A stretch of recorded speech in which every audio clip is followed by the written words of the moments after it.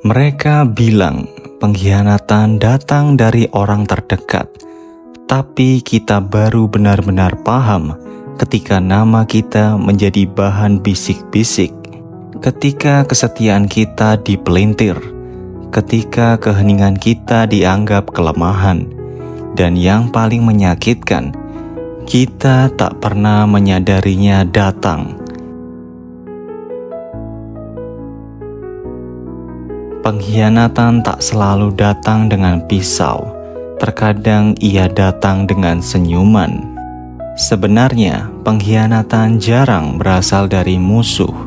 Ia justru datang dari orang-orang yang pernah kita dukung, kita percayai, bahkan yang kita bela ketika tak ada orang lain yang mau.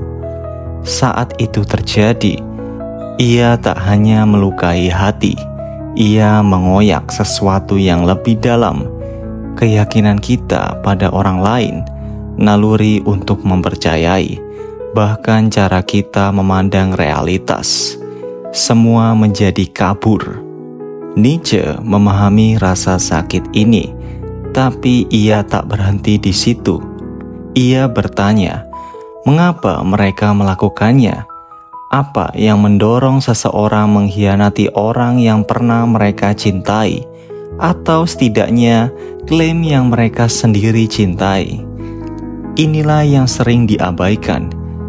Kita berpikir pengkhianatan adalah tindakan acak, bahwa beberapa orang memang kejam. Tapi Nietzsche melihatnya berbeda. Ia yakin pengkhianatan sering berakar pada rasa tidak aman dan kebencian, bukan kejahatan. Orang mengkhianati kita ketika kekuatan kita tanpa sadar mengekspos kelemahan mereka, ketika pertumbuhan kita membuat mereka merasa tertinggal, ketika kedamaian kita mengingatkan mereka pada kekacauan yang mereka biarkan menguasai hidup mereka. Dan ketika kita tak lagi membutuhkan mereka, saat itulah dorongan untuk menghancurkan kita paling kuat. Bukan karena kita salah, tapi karena dengan berdiri tegak, kita mengingatkan mereka bahwa mereka masih merangkak. Jadi ini bukan tentang kita, ini tentang apa yang kita pantulkan. Ironisnya, semakin setia kita, semakin berbahaya kita di mata mereka, karena mereka sadar mereka takkan pernah bisa mengendalikan kita lagi. Kebanyakan orang tak mengkhianati karena siapa kita, tapi karena berada di dekat kita, memaksa mereka menghadapi diri sendiri. Kehadiran kita menjadi cermin, bukan cermin yang menyanjung, tapi yang memantulkan segala hal yang mereka hindari. Saat kita tumbuh lebih tenang, lebih bijak, lebih mandiri, itu menyoroti betapa banyak yang belum mereka capai. Kita berhenti mencari validasi, berhenti bermain dalam drama emosional mereka, dan mulai mewujudkan kebebasan yang tak mereka pahami. Disitulah pergeseran terjadi. Mereka tak lagi merasa terhubung, mereka merasa terancam, dan pengkhianatan menjadi bentuk pertahanan diri mereka. Mereka melihat ketidakterikatan kita sebagai tanda bahwa kita di atas mereka. Lalu muncul pikiran, jika aku tak bisa setinggi mereka, aku akan menyeret mereka kembali ke levelku. Dan pengkhianatan pun merayap masuk, tak selalu keras, tapi sering halus, jarak yang tiba-tiba, sikap yang teduh, sabotase yang disamarkan sebagai nasihat. Tapi mari kita luruskan, kita tak bersalah karena menjadi lebih baik. Kita hanya memantulkan kesenjangan antara diri mereka yang sebenarnya dan versi yang mereka pura-purakan. Ketidaknyamanan itu tak bisa diam. Nietzsche menyebutnya kehendak untuk berkuasa, bukan sekedar dominasi, tapi dorongan untuk menegaskan identitas. Ketika seseorang tak punya identitas kuat, mereka tak membangun, mereka menghancurkan, dan pengkhianatan menjadi bentuk kekuasaan mereka yang bengkok. Saat itu terjadi, kita mulai mempertanyakan diri, apa aku terlalu dingin, terlalu intens, atau terlalu jauh? Padahal yang mereka lihat adalah kita menarik diri, bukan dari mereka, tapi dari peran yang dulu membuat mereka nyaman. Pengkhianatan dalam konteks ini bukan sekedar tindakan, ia adalah jeritan, upaya terakhir untuk mengecilkan dunia kita kembali ke ukuran mereka. Ada sesuatu yang tak pernah mereka akui. Mereka tak mengkhianati karena kita salah. Mereka mengkhianati karena kita benar. Ketika kita hidup dengan kejernihan, berbicara dengan jujur, bertindak dengan integritas, itu menegangkan bagi mereka yang bertahan dengan kepura-puraan. Kehadiran kita membuat alasan mereka semakin sulit dipercaya, dan itu tak tertahankan. Jadi alih-alih menghadapi kebohongan sendiri, mereka menulis ulang cerita. Kita menjadi terlalu intens, terlalu jauh, bukan karena memang begitu, tapi karena itulah satu-satunya cara mereka membenarkan tindakan mereka. Dan inilah twistnya. Pengkhianatan bukan cuma tentang apa yang mereka lakukan, tapi kapan mereka menunggu sampai kita tak lagi berguna, sampai kita tak sesuai dengan narasi mereka. Saat kita mulai bertanya hal baru, berhenti mentolerir siklus mereka, disitulah pengkhianatan terungkap. Tapi ada lapisan yang lebih dalam. Pengkhianatan tak pernah datang dari orang asing. Ia selalu datang dari mereka yang paling kita percayai. Dan itulah yang membuatnya begitu pedih. Mereka tak hanya ada di dalam hidup kita, tapi juga dalam kepercayaan kita. Saat itu rusak, cara kita memandang segalanya berubah. Pikiran kita terus menggali, apa ada yang salah dariku? Haruskah aku berbuat lebih? Tapi semua itu tak relevan, karena ini bukan tentang tindakan kita. Ini tentang evolusi kita. Kita telah tumbuh menjadi versi diri yang bisa menerima kesalahpahaman, dan itu menakutkan bagi mereka.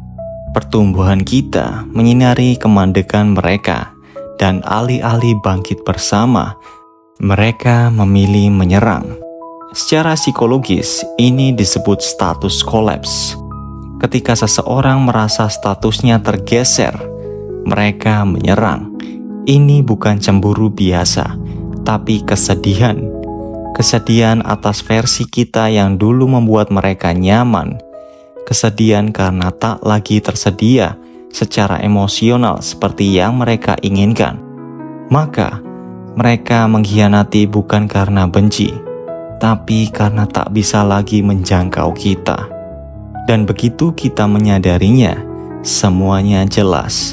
Ini bukan serangan pribadi. Ini ketidakamanan yang diproyeksikan.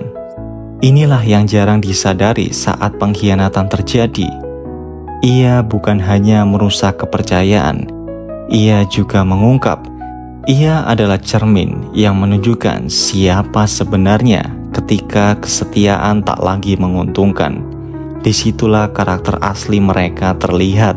Kita sering mengira pengkhianatan selalu dramatis, tikaman dari belakang, kepergian yang heboh, tapi kenyataannya, ia halus, muncul lewat balasan yang tertunda, nada bicara yang berubah, janji-janji kecil yang dilupakan, dan bagian terburuknya, kita biasanya merasakan jauh sebelum menyadarinya.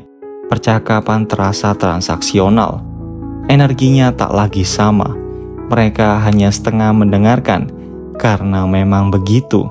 Pengkhianatan tak terjadi dalam satu momen. Ia bertahap. Pertama, mereka melepaskan ikatan emosional. Lalu mereka merasionalkan jarak. Kemudian mereka membangun kasus terhadap kita. Dan saat mereka akhirnya mengkhianati, mereka sudah yakin kita pantas menerimanya. Jika kita pernah merasa dibutakan, inilah kebenarannya. Itu tak terjadi tiba-tiba. Kita hanya terlalu berharap mereka adalah orang yang kita kira. sehingga mengabaikan semua tanda. Itu bukan kegagalan kita, itu kebaikan kita. Tapi kebaikan yang tak dijaga bisa menjadi celah bagi mereka. Nietzsche pernah menulis, orang tak menginginkan kebenaran. Mereka ingin ilusi mereka dikonfirmasi. Dan ketika kita berhenti memberi makan ilusi itu, kita menjadi ancaman. Saat kita menolak peran yang mereka berikan, teman yang selalu menyenangkan, pasangan yang pemaaf, kita mematahkan ilusi kontrol mereka. Disitulah wajah asli mereka muncul. Mereka akan bilang kita yang berubah. Padahal mereka mengkhianati karena membutuhkan kita tetap kecil, agar mereka merasa aman. Mereka tak mengkhianati karena disingkirkan, tapi karena berdiri tegak dalam kekuatan sendiri. Kita berhenti mengecil, berhenti memainkan peran yang membuat mereka nyaman dengan keterbatasan sendiri. Dan ketika harga diri seseorang dibangun di atas keheningan kita, batasan kita terdengar seperti serangan. Pertumbuhan kita terasa seperti pengabaian. Itulah mengapa pengkhianatan begitu menyakitkan. Ia tak hanya mengakhiri hubungan, tapi juga mengungkap bahwa beberapa orang hanya mencintai versi kita yang bisa mereka manfaatkan. Apa yang terjadi setelah pengkhianatan? Ini yang tak banyak dibahas. Pengkhianatan mengubah cara kita memandang diri sendiri. Kita mulai mempertanyakan segalanya, bukan hanya apa yang mereka lakukan, tapi juga mengapa kita membiarkannya begitu lama. Mengapa kita mengabaikan tanda-tanda? Mengapa kita memberi begitu banyak pada seseorang yang tak punya kedalaman untuk menghargainya? Tapi di sini letak pertumbuhannya. Kita tak naif, kita hanya mencintai dengan tulus. Percaya pada orang lain bukan kelemahan, itu keberanian. Di dunia yang penuh kepura-puraan, menjadi nyata adalah hal yang revolusioner. Nietzsche menulis, ular yang tak bisa melepaskan kulitnya akan mati. Ia tak bicara tentang reptil, tapi tentang kita. Jika kita tak melepaskan apa yang tak lagi melayani kita, keyakinan usang, pola toksik, atau orang-orang yang tak sejalan, kita perlahan mati dari dalam. Maka sesakit apapun, pengkhianatan bisa menjadi kekuatan yang membangun kita. Ia mengupas ilusi, kesetiaan buta, dan kebiasaan menyenangkan orang lain. Yang tersisa bukan kepahitan, tapi kejernihan. Kita mulai bergerak berbeda, lebih tenang, lebih cerdas, bukan lebih dingin, tapi lebih selektif. Bukan karena takut, tapi karena sadar. Tak semua orang pantas mendapat akses ke diri kita. Penyembuhan dimulai bukan saat kita memaafkan mereka, tapi saat kita memaafkan diri sendiri karena bertahan terlalu lama, karena mengabaikan bisikan hati. Pengkhianatan menulis ulang standar kita untuk hubungan, dan meski terasa seperti kehilangan, yang kita dapatkan tak ternilai. Kepercayaan diri, mata yang lebih tajam, hati yang lebih tenang, hubungan yang lebih dalam dengan diri sendiri. Rasa sakitnya memudar, tapi pelajarannya tetap. Seperti bekas luka yang berubah jadi kebijaksanaan. Kita membawanya bukan sebagai beban, tapi sebagai pelindung. Bukan untuk menjauhkan semua orang, tapi untuk memastikan hanya yang benar-benar layak bisa masuk. Pengkhianatan tak hanya mengakhiri sesuatu, ia juga mengaktifkan sesuatu dalam diri kita. Sesuatu yang tegas, yang berkata tak akan lagi.